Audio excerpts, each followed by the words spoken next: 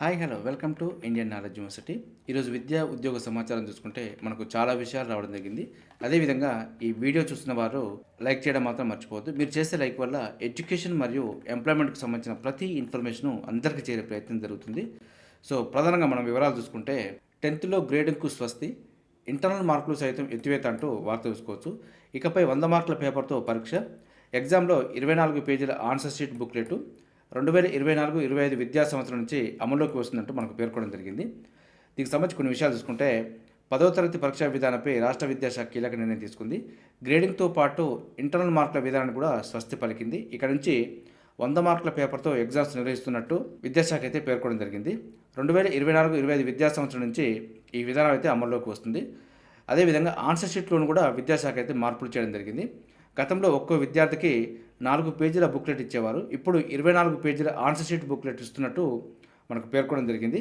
ఇది మనకు 10th సంబంధించి కొంత అప్డేట్ సమాచారం అయితే రావడం జరిగింది.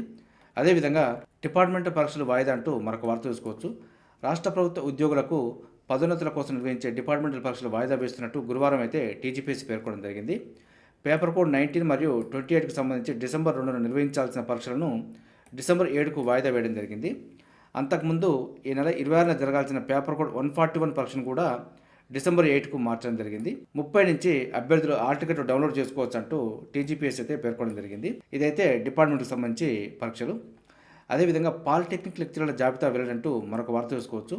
పాలిటెక్నిక్ లెక్చరర్లకు ఎంపికైన అభ్యర్థుల జాబితా గురువారం టీజీపీఎస్సీ విడుదల చేసింది. దీనికి సంబంధించి జాబితాను అయితే అఫీషియల్ వెబ్సైట్లో అందుబాటులో ఉంచింది. ECE, EIE, architecture, engineering, chemistry, physics, lecturer in letter press వంటి పోస్టులకు అభ్యర్థులను ఎంపిక చేసి తుది జాబితాను అయితే అఫీషియల్ వెబ్సైట్లో అందుబాటులో ఉంచింది. ఒకసారి చూసుకునే ప్రయత్నం చేయండి. అదేవిధంగా టీజీపీఎస్సీ చైర్మన్గా శాంతికుమారి అంటూ మరొక వార్త కూడా రావడం జరిగింది. సిఎస్ పదవి కోసం పలువురు ఐఏఎస్ల పోటీ. సో ప్రస్తుత సిఎస్గా ఉన్న శాంతికుమారి టీజీపీఎస్సీ చైర్మన్గా వెళ్తే సిఎస్ పదవి ఖాళీ అవుతుంది, దానికోసం పోటీ పడుతున్నారంటూ వార్త చూసుకోవచ్చు.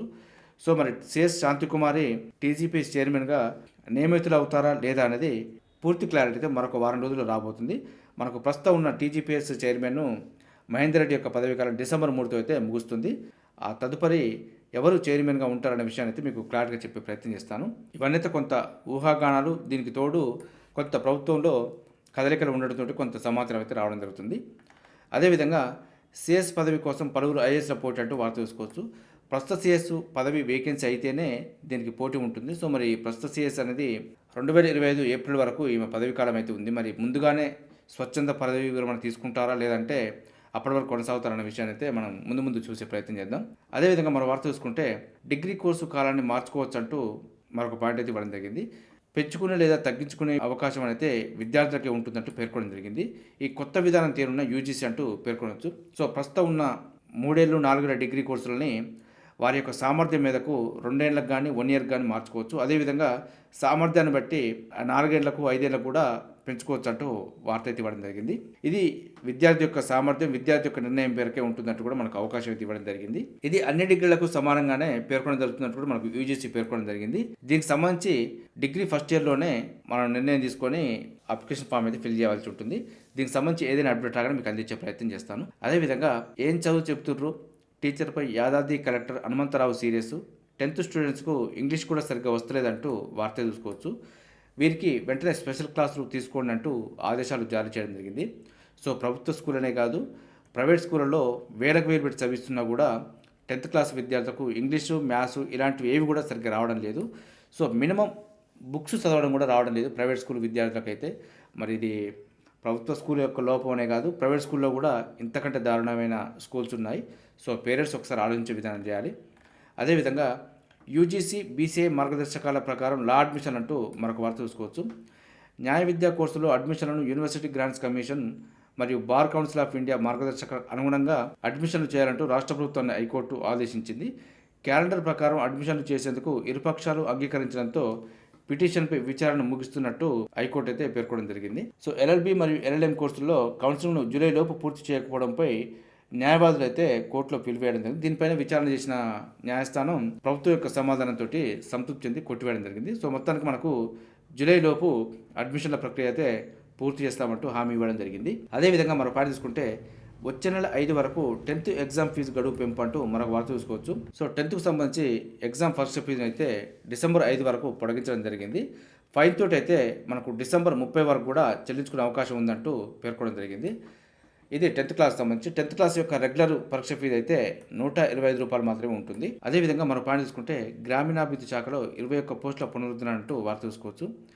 గ్రామీణాభివృద్ధి శాఖలో 21 పోస్టులను పునరుద్ధరిస్తూ ప్రభుత్వం అయితే ఉత్తర్వులు జారీ చేయడం జరిగింది.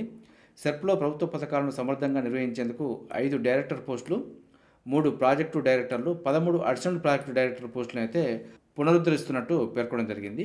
అదేవిధంగా మరో పాయింట్ చూసుకుంటే 330 ప్రైవేటు కాలేజీలకు నో పర్మిషన్స్ అంటూ ప్రధానంగా వార్త రావడం జరిగింది. సో దీనికి సంబంధించి నేటి వరకు అఫిలియేషన్ గుర్తింపు ఇవ్వని ఇంటర్ బోర్డు, మిక్స్డ్ ఆక్యుపెన్సీ మరియు ఫైర్ ఎన్ఓసి లేకపోవడమే కారణం, విద్యార్థుల నుంచి ఎగ్జామ్ ఫీజు వసూలు చేస్తున్న యాజమాన్యాలంటూ వార్త చూసుకోవచ్చు. ఎంతటి నమ్మకం లేకుంటే విద్యార్థుల నుంచి ఎగ్జామ్ ఫీజు వసూలు చేస్తాయంటూ మనం అయితే వార్త చూసుకోవచ్చు. సో దీనికి సంబంధించి ఇన్ని రోజులు ఇవ్వని పర్మిషన్లు వారం రోజులు ఇచ్చే అవకాశం ఉంటుంది. అది ప్రైవేట్ కాలేజీల యొక్క నైపుణ్యం, స్కిల్స్ అని చెప్పుకోవచ్చు. సో మరి ఇప్పటి వరకు ఇవ్వనివి ఇక మీద ఇస్తానని గ్యారంటీ ఉంది. అది ప్రభుత్వ స్కూళ్ళకి అయితే వర్తించేది. సో ప్రైవేట్ స్కూల్ కాబట్టి వారు ఏ విధంగానైనా పర్మిషన్ తీసుకొచ్చి విద్యార్థులకు అయితే న్యాయం చేస్తారు. ఇది విద్యా వ్యవస్థ యొక్క లోపాలు. అదేవిధంగా దిగువ కోర్టుల్లో 5,000 పోస్టులు ఖాళీ అంటూ మరొక వార్త చూసుకోవచ్చు.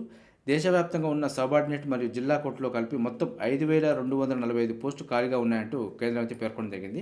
అదేవిధంగా మొత్తం 25 హైకోర్టులో కలిపి మంజూరైన 1,114 మంది జడ్జిలకు గాను 364 పోస్టులను భర్తీ చేయాల్సి ఉందంటూ పేర్కొనడం జరిగింది. ఇది మనకు దిగువ కోర్టులో అయితే దాదాపు 5,000 పోస్టుల వరకు ఖాళీగా ఉన్నాయంటూ వార్త చూసుకోవచ్చు. దీనికి సంబంధించి ఏదైనా అప్డేట్ రాగానే మీకు అందించే ప్రయత్నం చేస్తాను. చూసారుగా, ఇది ఈ రోజు సంబంధించి విద్యా ఉద్యోగ సమాచారం. ఇదే విధంగా మన ఛానల్ అయితే ప్రతిరోజు ఉదయం అయితే రావడం జరుగుతుంది. వీటితో పాటు అడ్మిషన్ నోటిఫికేషన్స్ కానీ, రిక్రూట్మెంట్ నోటిఫికేషన్స్ కానీ, వీటికి సంబంధించి ఏ ఇన్ఫర్మేషన్ వచ్చినా కూడా మీకు వెంటనే అందించే ప్రయత్నం చేస్తున్నాను. మన ఛానల్ చూస్తున్న వారు సబ్స్క్రైబ్ చేసుకుని ఫాలో అవుతూ ఉండండి. ఈ వీడియో నచ్చితే లైక్ చేయండి, షేర్ చేయండి.